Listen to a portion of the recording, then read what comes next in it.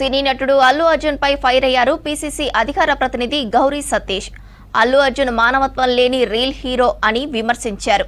సంధ్యా థియేటర్లో జరిగిన ఘటనకు బాధ్యత వహించకుండా ప్రజాప్రభుత్వానికి వ్యతిరేకంగా అల్లు అర్జున్ మాటలున్నాయని మండిపడ్డారు.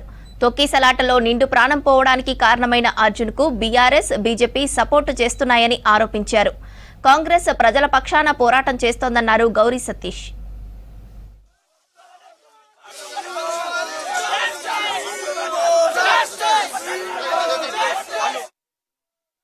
సంధ్యా థియేటర్లో జరిగినటువంటి సంఘటన గురించి గౌరవ ముఖ్యమంత్రి గారు సమాధానం చెప్తున్నటువంటి విధానాన్ని బీఆర్ఎస్ పార్టీ, అదే రకంగా భారతీయ జనతా పార్టీ నాయకులు వ్యతిరేకించడం ఎంతవరకు సమంజసమో ఆత్మ పరిశీలన చేసుకోవాలని చెప్పి కాంగ్రెస్ పార్టీ పక్షాన డిమాండ్ చేస్తా ఉన్నాం.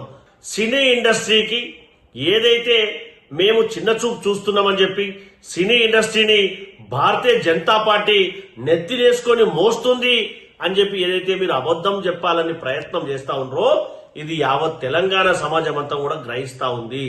ఏదైతే ఆ రోజు జరిగినటువంటి సంఘటన కారణంగా గౌరవ మానవత్వం లేనటువంటి హీరోగా ఉన్నటువంటి రీల్ హీరో అయినటువంటి అల్లు అర్జున్ గారు ఏదైతే స్క్రిప్ట్ చదవడం ఏదైతే ఉందో ప్రజాప్రభుత్వం పట్ల వారు వివరించిన తీరు పూర్తిగా ఖండనీయ అంశం అనేది మనం అందరం కూడా గ్రహించాలి.